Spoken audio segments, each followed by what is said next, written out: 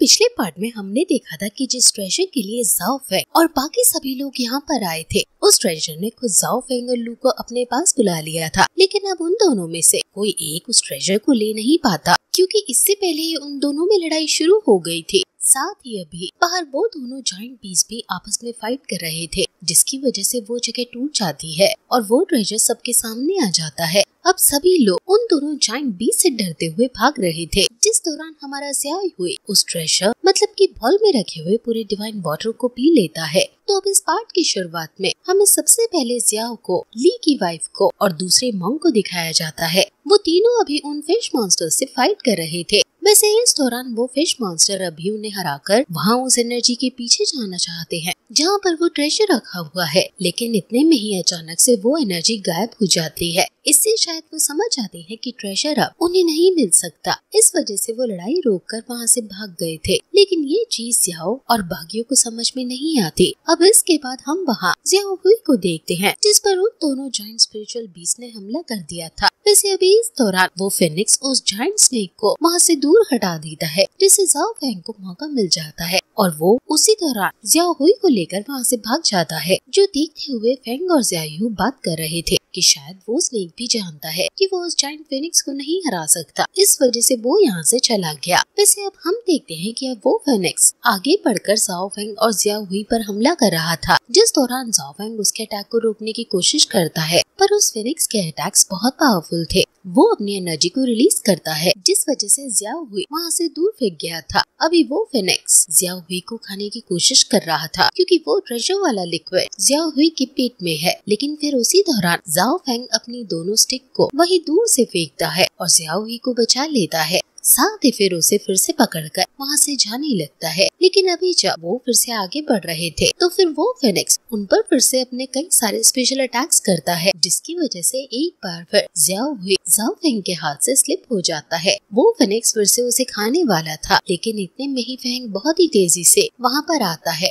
और ज़ियाओ हुई को बचाकर वहाँ से ले जाता है। वैसे अब इससे ज़ाओ फेंग को मौका मिल चुका था उस फिनिक्स के साथ अकेले फाइट करने के लिए, इसलिए अब ज़ाओ फेंग यहाँ अपनी डेमन स्टिक का इस्तेमाल करता है, जिसके बाद जमीन से बहुत सारे खतरनाक स्पाइक्स निकल कर आ जाते हैं। लेकिन उस फिनिक्स ने उस स्पाइक्स को भी बहुत आसानी से डिस्ट्रॉय कर दिया था। साथ ही इसके बाद वो अभी ज़ाओ फेंग को इग्नोर करते हुए वहाँ फेंग की तरफ बढ़ रहा था, लेकिन इतने में ही मॉन्क सामने आकर उसे रोक लेता है और उसी दौरान लूबी भी उस फिनिक्स पर हमला कर देती है। साथ ही अब यहाँ फेंग ने आगे आकर ज़ाओ फेंग को वापस से ज़ियाओ ही को लौटा दिया था और फिर ज़ाओ फेंग से दूर जाने को भी कहता है, क्योंकि वो फिनिक्स सिर्फ ज़ियाओ ही का पीछा कर रहा है। अब ज़ाओ फेंग जब वहाँ से जाने लगता है, तब यहाँ फेंग पीछे आता है। अभी मॉन्क ने उस फिनिक्स को रोक लिया था। लू उस पर 10,000 स्पिरिचुअल स्वॉर्ड से अटैक कर रही थी। उसी दौरान ज़ियाओ अपने थंडर ड्रैगन स्पिरिट का यूज कर लिया था और फेंग अब भी अपने एक बर्निंग फॉर्मेशन को क्रिएट करता है। वैसे अब इसके बाद अचानक से उस फिनिक्स की आंखें बंद होने लगी थी। वो सभी समझ जाते हैं कि उन्होंने उस फिनिक्स को शांत कर दिया है, लेकिन ये बस उनकी एक भूल थी, क्योंकि तभी वो फिनिक्स अपनी एनर्जी को रिलीज करता है और उन चारों के अटैक को एक साथ में ही डिस्ट्रॉय कर देता है। और फिर इसके बाद वो वापस से ज़ाओ फेंग का पीछा करने लगा था। अब ज़ाओ फेंग भागता है, लेकिन वो फिनिक्स उसके बहुत करीब आ गया था, मगर अब वो अटैक करे इसके पहले ही अचानक से उसके ऊपर एक ग्रेविटी प्रेशर पड़ता है और उसके आसपास एक फॉर्मेशन बन जाता है, जिसने उसे कैद कर लिया था।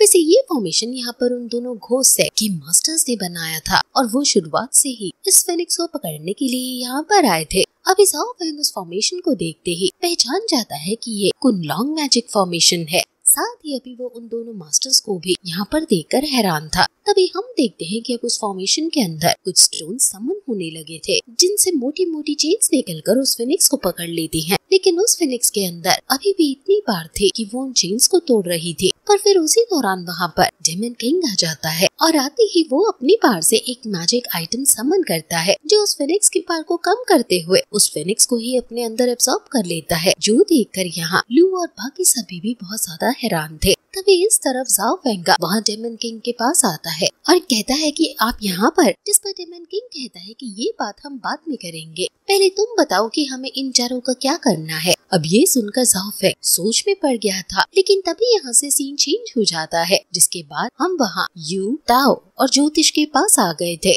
यहाँ पर हम देखते हैं कि अभी वो आगे बढ़ रहे थे, लेकिन ज्योतिष थोड़ी सी थक चुके थे, इसलिए वो वहीं एक जगह पर रुक जाते हैं। अभी यू भी वहीं टेबल पर जाकर बैठ गई थी, साथ ही वो ताऊ से भी बैठने के लिए कहती है, जिसके बाद ताऊ चुपचाप जाकर वहाँ बैठ गया था। लेकिन तभी ज्योतिष उससे कहते हैं कि मैं देख रहा हूँ तुम बहुत देर से हमारा पीछा कर रहे हो, आखिर तुम्हें इससे क्या मिल रहा है। ये सुनते हुए ताऊ वहाँ से खड़ा हो जाता है और आगे बढ़ने लगता है, पर तभी यू उससे पूछती है कि आप कहाँ रहते हो, आपके पास घर है ना। इस पर ताऊ कहता है कि हाँ, लेकिन जब मेरा जन्म हुआ था तब मैं बहुत ही बदसूरत दिखता था, जिस वजह से मेरे पेरेंट्स ने मुझे छोड़ दिया। लेकिन फिर कुछ जंगली जानवरों के झुंड ने मुझे पाला और फिर बाद में मेरी मुलाकात ब्लड रिफाइनिंग हॉल के सीनियर मास्टर से हुई, जिसके बाद उन्होंने मुझे अपना डिसाइपल बना लिया और फिर वही मेरा घर बन गया था। ये सुनकर ज्योतिष कहने लगते हैं कि फिर तो तुम्हें वही जाना चाहिए, तुम हमारा पीछा क्यों कर रहे हो। इस पर ताऊ कहता है कि ब्लड रिफाइनिंग हॉल डिस्ट्रॉय हो चुका है, उसे घोस्ट सेक्ट के डेप्यूटी लीडर ने डिस्ट्रॉय किया है। वैसे यू और ज्योतिष दोनों ने ही ताऊ को जाओ फेंग के साथ देखा था, इसलिए वो दोनों ही हैरान थे। अब यू पूछती है कि फिर आप उन्हीं लोगों का साथ क्यों दे रहे हो, जिस पर ताऊ कहता है कि क्योंकि, और बस इतना कहते ही वापस से यहाँ से सीन चेंज हो जाता है और हम वहाँ वापस से जाओ फेंग के पास आ जाते हैं।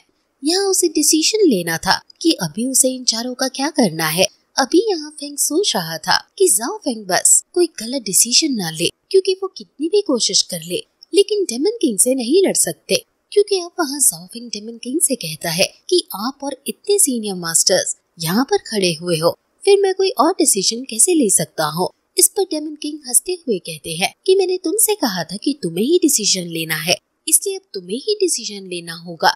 अब जाओ फेंग को कुछ भी समझ नहीं आ रहा था, पर तभी ज़िया यूं चिल्लाता है कि अगर तुम लड़ना चाहते हो तो हम इसके लिए तैयार हैं, हम भी पीछे नहीं हटेंगे। अब ये सुनते हुए वो दोनों मास्टर्स लड़ने के लिए तैयार थे, लेकिन फिर कुछ देर की खामोशी के बाद डेमन किंग कहता है कि ये ज़िया यूं जरूर तुम्हारा वही बचपन का दोस्त है ना। इस पर जाओ फेंग कहता है कि अब इस चीज से कोई फर्क नहीं पड़ता, ये लोग जरूरी नहीं है, अब सबसे ज्यादा जरूरी वो फिनिक्स बर्ड है, हमें पहले उसे संभालना होगा। अब तभी वहाँ वो लेडी मास्टर उस दूसरे मास्टर को आगे बढ़ने का इशारा करती है, जिसके बाद वो दूसरा मास्टर डेमन किंग से कहता है कि डेप्यूटी लीडर सही कह रहे थे, हमें पहले उस फिनिक्स को संभालना चाहिए, क्योंकि हम यहाँ पर अकेले नहीं हैं। ही ह्यूआन सेक्ट और 10,000 पॉइजन सेक्ट भी यहाँ पर आए थे, मुझे नहीं लगता कि वो तुम्हारी तरफ से यहाँ लड़ने आए होंगे। अब ये बात तो डेमन किंग को भी सही लगती है, इसलिए इसके बाद वो उन दोनों मास्टर्स के साथ वहाँ से जाने लगा था, पर वो आगे का काम जाओ फेंग को संभालने का कहकर जाता है। वैसे उसके जाने के बाद जाओ फेंग भी जाने लगा था, पर तभी मॉन्ग जाओ फेंग का नाम लेता है, पर फिर वो आगे कुछ भी कहे इसके पहले ही जाओ फेंग उसे रोकते हुए कहता है कि मेरा नाम जाओ फेंग नहीं बल्कि गुइली है। अब तभी ज़िया यू आगे आता है और कहता है कि अपनी बकवास बंद करो, तुम ये बताओ कि आखिर तुमने हमारी मदद क्यों की, और अगर तुम हमारी मदद कर रहे हो इसका मतलब तुम हमें भूले नहीं हो। और कहता है कि जाओ फेंग अभी भी टाइम है, अगर तुम चाहो तो फिर से लौट सकते हो। लेकिन इस पर जाओ फेंग कहता है कि मैं वापस क्यों लौटूंगा, आखिर मुझे वहाँ मिला ही क्या है।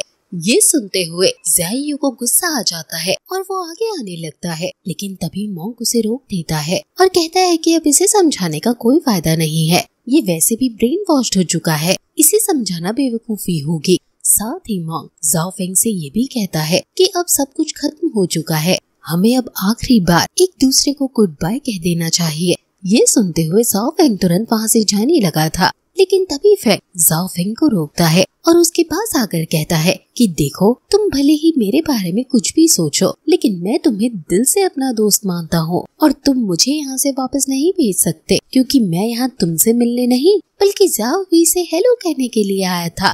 ज़ियाओ हुई से हेलो कहते हुए कह रहा था कि क्या तुमने मुझे पहचाना, लेकिन ज़ियाओ हुई बहुत नींद में था इसलिए वो उसकी तरफ देखता भी नहीं। अब जाओ फेंग कहता है कि अब इसे नींद आ रही है और शायद उस ट्रेजर का असर इसके ऊपर है, हम फिर कभी मिलेंगे तब तुम इससे बात कर लेना। लेकिन ये कहते हुए जाओ फेंग खुद हैरान था, क्योंकि वो ऐसा कहना नहीं चाहता था, लेकिन उसके दिल की बात अपने आप ही निकल गई। वैसे अभी भले ही ज़ियाओ हुई सो रहा था, लेकिन फेंग उसके साथ खेल रहा था, पर तभी जाओ फेंग उसे बिल्कुल धीरे से कहता है कि मुझे नहीं पता कि आगे चलकर क्या होगा, शायद अच्छाई और बुराई की लड़ाई भी हो सकती है, लेकिन कुछ भी हो तुम हमेशा मेरे दोस्त रहोगे। अब इस पर फेंग कहता है कि तुम्हें मुझे ये बताने की जरूरत नहीं, मुझे ये बात ऑलरेडी पता है। वैसे वो ये भी कहता है कि हम पूरे 10 साल के बाद मिल रहे हैं, इसलिए मैं तुम्हारे लिए एक गिफ्ट लेकर आया था, क्योंकि मुझे पता था कि हम फिर से जरूर मिलेंगे। वो जाओ फेंग को एक किताब देता है। अब जाओ फेंग उसे ओपन करते ही तुरंत बंद कर देता है।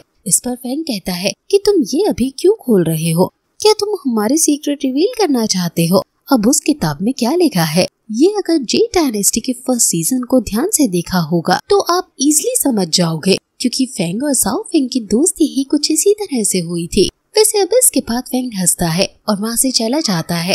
अभी आगे बढ़ते वक्त वो बहुत खुश लग रहा था, इसलिए मंक उससे पूछता है कि तुम इतने खुश क्यों लग रहे हो, जिस पर फेंग उसकी नकल करते हुए कहता है कि ये बात बताई नहीं जाती वरना नजर लग जाती है। वैसे अभी लू जाओ फेंग की तरफ देख रही थी, तभी मंक उससे कहता है कि हमें भी अब चलना चाहिए, क्योंकि अभी हमें अपने बाकी दोस्तों को भी ढूंढना है। इसके बाद अब वो भी वहाँ से चले जाते हैं। जाओ फेंग अभी लू को जाते हुए देख रहा था, साथ ही इसके बाद वो उस किताब की तरफ देखता है। वैसे वो अपने दोस्तों से फिर से मिलकर बहुत खुश था, लेकिन इसके बाद अब वो भी ज़्याओ हुई के साथ वहाँ से अपनी डेमन स्टिक पर चढ़कर निकल जाता है। और इसी के साथ ये पार्ट यहीं पर खत्म हो जाता है। BTTH एपिसोड 100 की स्टोरी देखने के लिए डिस्क्रिप्शन में लिंक है, उस पे क्लिक करो।